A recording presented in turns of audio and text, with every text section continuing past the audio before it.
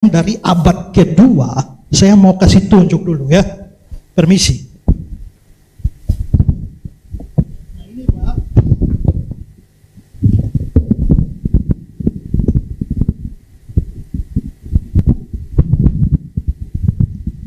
Nah, ini ya Targum Yonatan ya yang diterbitkan 92 tapi langsung dari Targum Yonatan abad kedua. Nah di sini Yesaya pasal 52 ayat 13. Coba saya tahu Pak Umar ini kan mantan Yudaisme ya, pasti bisa bahasa Ibrani. Coba bisa baca yang ayat 13-nya ini Pak, monggo.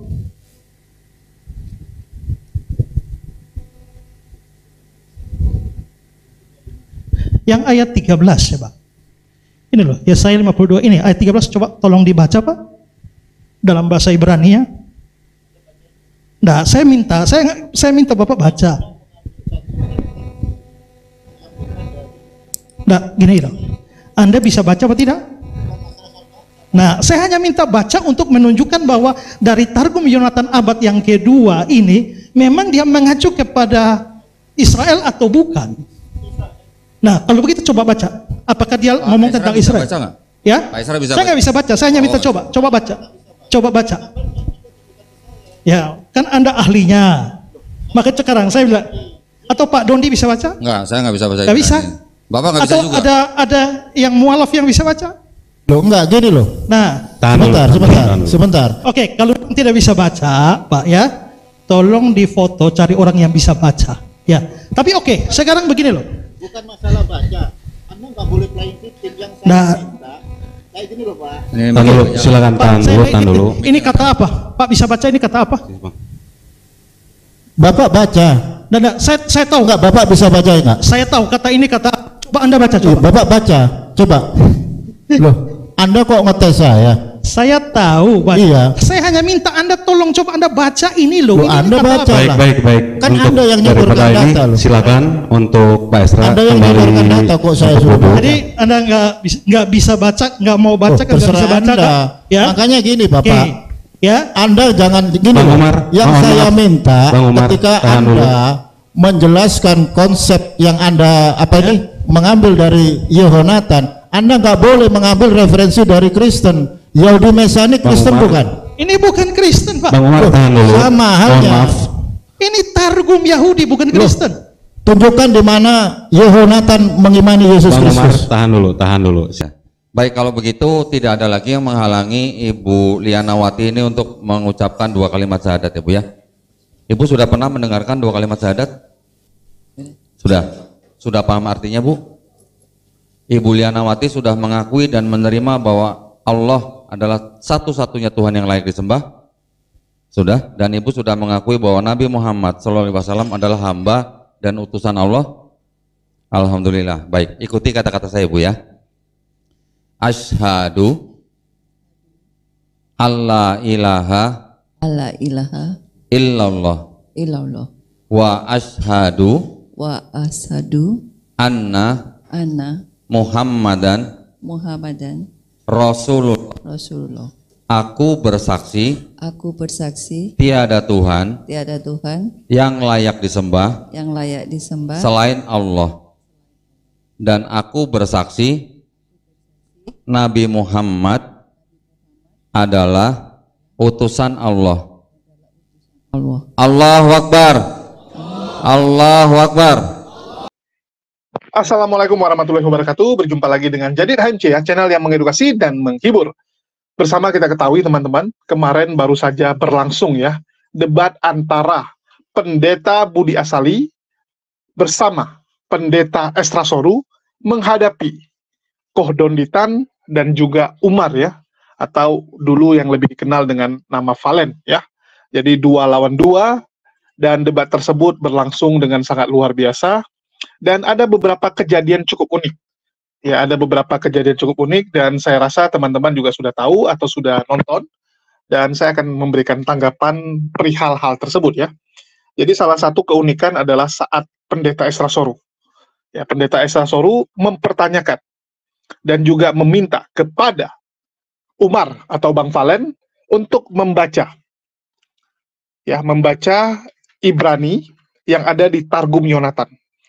Targum Yonatan sendiri adalah targum yang dimiliki oleh atau yang digunakan oleh orang Yahudi, di mana teman-teman Kristen mengatakan bahwa Yesaya 53 itu di Targum Yonatan itu mengacu kepada Yesus. Ya, Yesaya yang ada kata Mesiasnya itu mengacu kepada Yesus menurut Pendeta Ezra Soru. Dan ini cukup unik ya sebenarnya teman-teman, karena kita tahu teman-teman Kristen itu selalu mengais dari Yahudi, selalu mengais kitab-kitabnya orang Yahudi, dan mengatakan bahwa Yahudi itu juga membenarkan bahwa Yesus adalah Tuhan. Inilah salah persepsi yang terjadi di masyarakat. Ya, ini salah persepsi. Kenapa saya bilang salah persepsi? Ya karena banyak orang berpikir kalau udah namanya Mesias itu Yesus. Orang Kristen itu selalu berpikir kalau ada kata Mesias artinya itu Yesus. Ini yang salah gitu. Mesias itu julukan, dan bukan hanya Yesus yang dipanggil Mesias. Ya, bukan hanya Yesus. Tokoh-tokoh sebelumnya juga dipanggil Yesus, dipanggil Mesias. Ya, dipanggil Mesias juga. Contoh siapa? Kores. Ya, terus siapa lagi? Saul. Ya, Daud. Itu Mesias. Bahkan kalau di zaman now, Messi itu dipanggil Mesias. Pemain sepak bola Messi itu dipanggil Mesias juga. Sampai Paus ya, Paus Vatikan itu komplain, mempertanyakan kenapa Messi dipanggil Mesias gitu. Mesias itu adalah orang yang diurapi. Mesias bukan mengacu kepada pencipta alam semesta, enggak. Enggak, teman-teman. Jadi, kalaupun di Targum Yonatan menjelaskan tentang nubuatan Mesias, itu wajar. Kenapa saya bilang wajar? Karena Mesias memang ditunggu oleh orang Yahudi. Betul tidak? Sampai detik ini, Mesias masih ditunggu. Dan memang disebutkan ciri-ciri dari Mesias tersebut. Ya. Disebutkan ciri-cirinya. Dan yang paling menonjol adalah dia yang akan membangkitkan kerajaan Israel. Itulah kenapa sampai sekarang orang-orang di Israel sana terpecah dua. Yang setuju berdiri negara Israel dan yang tidak. Banyak orang Yahudi nggak setuju juga ada negara namanya Israel. Karena menurut mereka, seharusnya negara Israel atau kerajaan Israel itu dibuat, didirikan oleh Mesias. Bukan oleh mereka. Bukan oleh manusia biasa gitu. Harus Mesias yang bangun. Itulah kenapa mereka masih ribut sampai sekarang. Mereka masih menunggu Mesias itu. Sedangkan orang Kristen, terutama Pak Ezra Soru, membuat seakan-akan, oh ini Mesias ini adalah Yesus. Karena dia tahu di masyarakat, orang kalau udah bilang Mesias itu Yesus. Ini salah gitu. Betul tidak? Orang Kristen, kalian tanya ya, orang Kristen, terutama orang Kristen awam, kalian nanya 1000 orang, 999 akan bilang Mesias itu Yesus. Mereka karena nggak tahu bahwa Mesias itu bukan Yesus, bukan hanya Yesus. Betul tidak? Ini sama dengan tahu apa? Ini sama dengan orang, kalau dibilang Firaun, orang akan pikir Firaun itu adalah musuhnya Nabi Musa alaihissalam. Ini salah persepsinya sama gitu. Coba kalian lihat ya. Orang-orang awam kalau udah dibilang Firaun, yang ada di otaknya siapa? Yang ada di otaknya adalah Firaun yang memerintah saat zaman Musa. Padahal itu satu persepsi yang salah gitu. Ya, satu persepsi yang salah. Tapi kita putarkan dulu bagaimana kejadiannya. Nanti kita akan berikan tanggapan lain ya. Oke, selamat menyaksikan dulu buat teman-teman biar teman-teman tahu dulu. Bahwa Rabi Akiba percaya hamba Tuhan yang menderita itu adalah Israel. Yang tadi Anda omong kan? Dari mana sumbernya? Waktu.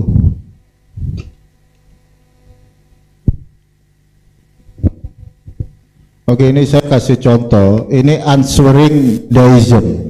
Nah, ini baru.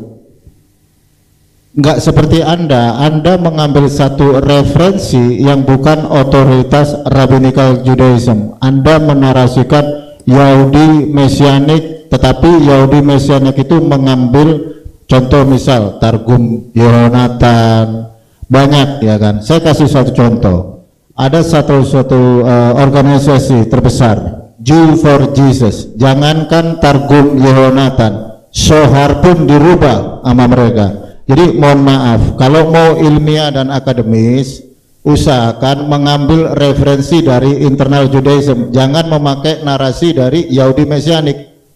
Itu Kristen, Pak. Bapak aja nggak usah jauh-jauh ke Yahudi Mesianik. Ketika Anda membaca ini nih, Tanakh, ini ada rasi, tapi Anda memakai perspektif apa? Hellenis, everything about Jesus, kan gitu. Jadi jangan playing victim, ilmiah akademis. Mungkin Ko Dondi? Ya, saya ada pertanyaan Pak. Apakah semua kalangan Kristen setuju kalau Yesaya 53 itu untuk Yesus Kristus, Pak? Silakan. Oke, saya jawab ini dulu, nanti Pak Budi yang jawab itu ya. Aku dulu. Kamu dulu.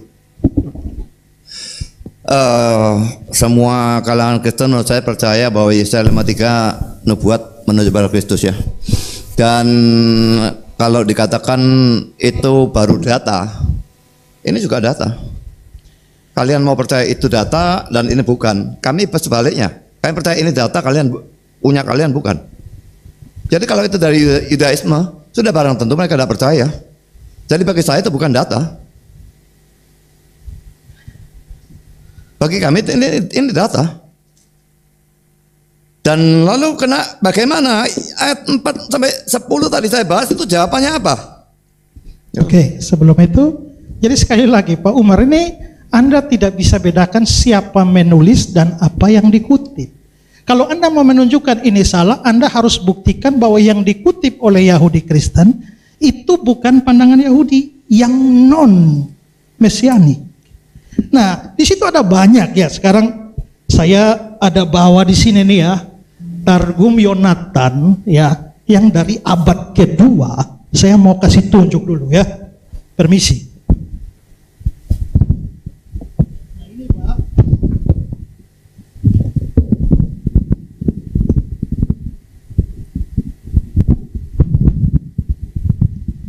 Nah, ini ya, Targum Yonatan ya, yang diterbitkan 92 tapi langsung dari Targum Yonatan abad kedua. Nah, di sini Yesaya pasal 52 ayat 13.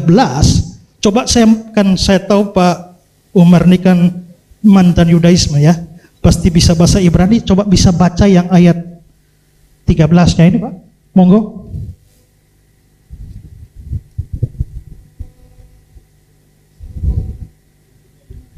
Yang ayat 13 ya Pak. Ini loh, Yesaya 52 ini ayat 13, coba tolong dibaca Pak dalam bahasa Ibrani ya. Nah, saya minta Bapak baca. Nah, gini loh. Anda bisa baca apa tidak? Nah, saya hanya minta baca untuk menunjukkan bahwa dari Targum Yonatan abad yang kedua ini memang dia mengacu kepada Israel atau bukan. Nah, kalau begitu coba baca. Apakah dia ngomong tentang Israel? Ya? Saya nggak bisa baca. Saya hanya minta coba baca. Coba baca. Ya, kan Anda ahlinya. Maka sekarang saya bilang, atau Pak Dondi bisa baca? Enggak, saya nggak bisa baca. Nggak bisa. Bapak nggak bisa atau juga. ada yang mualaf yang bisa baca?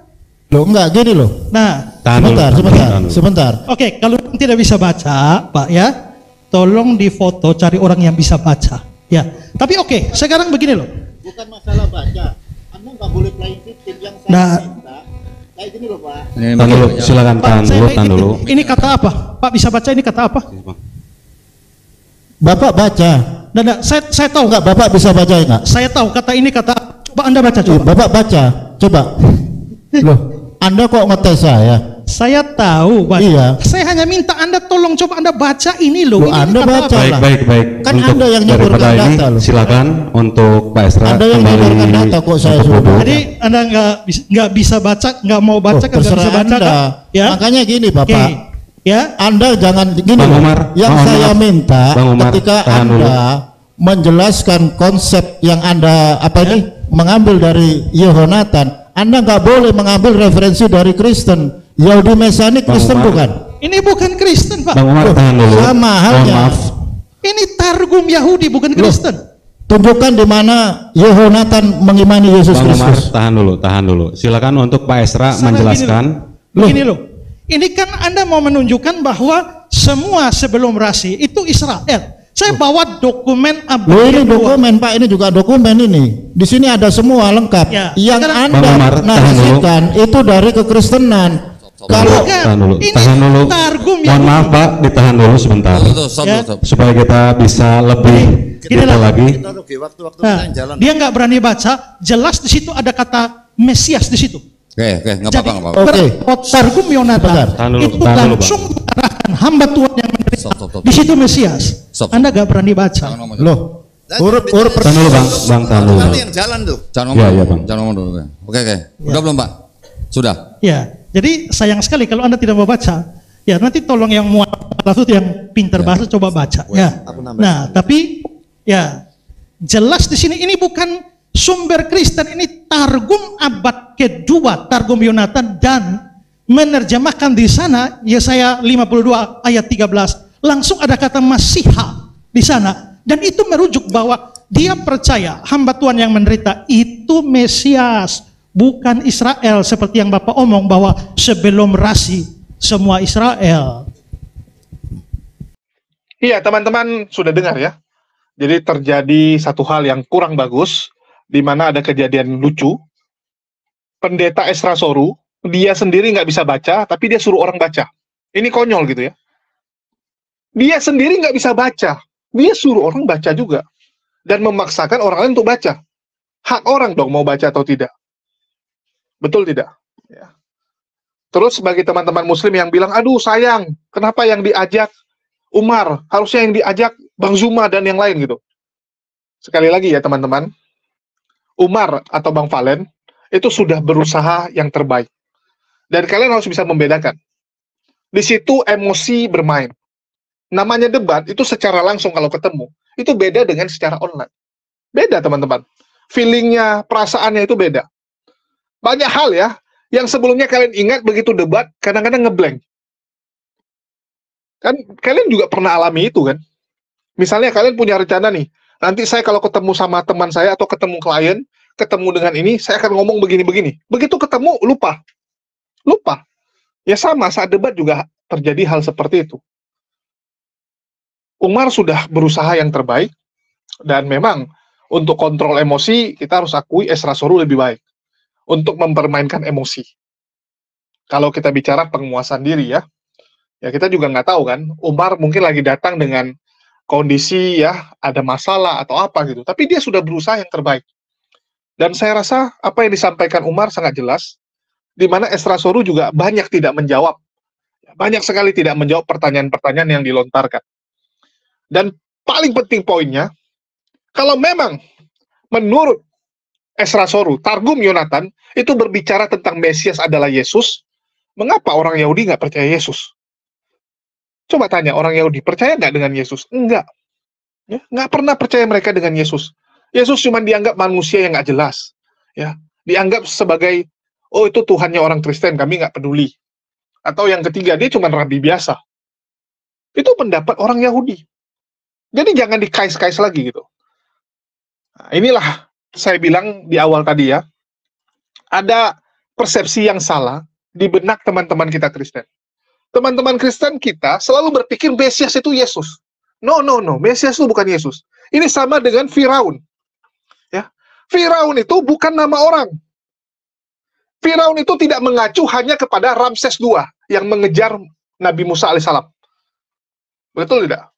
Orang kalau berpikir Firaun, oh itu yang mengejar Nabi Musa. Ya, yang ngejar Nabi Musa saat Nabi Musa membawa orang-orang Israel keluar dari Mesir. Enggak, teman-teman. Firaun itu raja. Sama kayak Mesias. Mesias itu orang yang diurapi. Itu cuman gelar. Firaun itu banyak. Ada Ramses, ada Merneptah, banyak. Sedangkan yang disebut di Bible, di Quran, yaitu mengacu kepada Ramses II. Firaun yang saat itu menjabat. Jadi teman-teman harus bisa bedain. Terutama teman-teman Kristen ya, yang masih berpikir bahwa, oh, yang namanya Mesias ya Yesus. Enggak gitu. Kalau Mesias itu Yesus, orang Yahudi udah nyembah Yesus. Orang Yahudi sudah punya Mesias kalau gitu. Nggak perlu nunggu-nunggu lagi. Sampai detik ini mereka masih menunggu Mesias. Ya. Masih. Dan sebenarnya Mesias yang dimaksud itu, atau orang yang diurapi, atau raja ya, yang diurapi itu siapa sebenarnya? Ya kembali gitu. Setiap orang punya persepsi masing-masing. Orang Kristen akan ngotot bilang, oh itu Yesus dong. Ya. Padahal Yesus nggak pernah mendirikan kerajaan. Sedangkan kalau pihak Muslim, ada beberapa yang bilang, oh itu untuk Nabi Muhammad SAW. Termasuk Bang Nandar ya, yang mengatakan, oh itu untuk Nabi Muhammad. Seperti yang disampaikan Nandar ini lah, saya putarkan dulu. Betul ya. Oke. Jadi di dalam Targum Yonatan itu memang tertulis Mesias. Ya, kita harus mengakui itu. Harus jujur. Di dalam Targum Yonatan itu memang tertulis Mesias. Tapi Mesias ini harus digebrak itu adalah Mesias ini bukanlah Tuhan. Satu. Justru di dalam Yesayahu, Ferek, Hames, Vestayim itu adalah hamba Allah. Ingat di dalam Sefer Yesayahu, Ferek pasal, kemudian Hamisim 50, Hamisim Yustayim yaitu 52, Misfar Stayim Esreh, Misfar itu nomor, Stayim Esreh itu 12, itu tadi 12 atau 13? Bentar, saya lihat tuh. 12 atau 13? 13. Berarti Stayim Esreh Salos Esreh. Di dalam Sefer Yesayahu, kitab Yesayahu, Perek pasal, Hamisim Yustayim, Perek 52, pasal 52, Misfar nomor, pasuk ayat, Salos Esreh, Salos 3, Esreh belasan. Jadi Salos Esreh itu adalah ayat ke-13. Baik, kita lihat di sini ayatnya ya. Ayatnya dulu nih kita lihat. Sesungguhnya hambaku. Jadi di situ adalah hamba, bukan inilah Tuhanku, bukan. Hambaku akan berhasil. Ia akan ditinggikan, disanjung dan dimuliakan.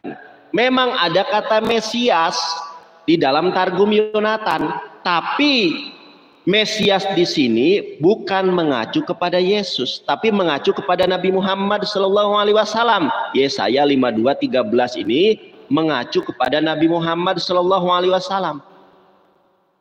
Ingat teman-teman, ini mengacu kepada Nabi Muhammad SAW, disanjung dan dimuliakan, ditinggikan. Tidak ada nama yang lebih sering disanjung, tidak ada nama di dunia ini yang banyak disebut satu hari itu kecuali baginda alam Habibana wa Nabi Muhammad SAW. Man shola alaya wahidatan sallallahu alaihi asro. Barang siapa yang bersalawat kepadaku satu kali, maka Allah akan memberikan kepadanya 10 kali.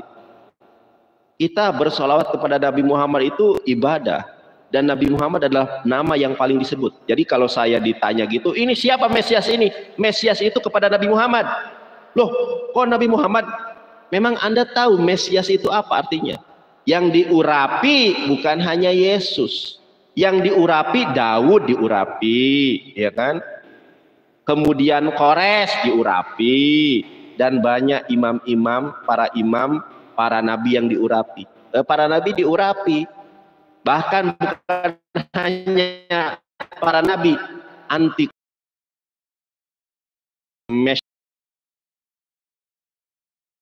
Mesias yang ditulis Pak Esra Soru. Kita lihat di dalam Sefaria, teman-teman. Ini yang dibacakan oleh Esra Soru, yang diminta oleh Esra Soru kepada Bang Umar. Bang Umar tetap semangat, lanjutkan perjuangan. Yesayahu atau Sefer Yesayahu, Perek pasal, Hamisim Yustayim, di dalam pasal ke-52, nomor 12. Ini teman-teman, nomor 12 ya. Di dalam nomor 12 atau dalam bahasa Ibraninya, nomor 12 itu adalah Stayim Esreh. Stayim Esreh 12. Kita baca dalam bahasa Ibraninya, Hinne Yashkil Abdi. Hamba bukan Tuhan. Yarum Penisa Tegabah Meot. Oke, kita lihat Targum Yonatannya ini, teman. Ini ada Targum nih di bawah ini ya, Targum Yonatan. Nah ini ya teman-teman ya, Targum Jonathan on Isaiah. Targum Jonathan pada Yesayahu. Oke, kita lihat. Nah, ini teman-teman. Ini yang kemudian ditunjukkan oleh Ezra Soru. Behold my servant the Messiah, Saul prosper, he shall be exalted and exalted.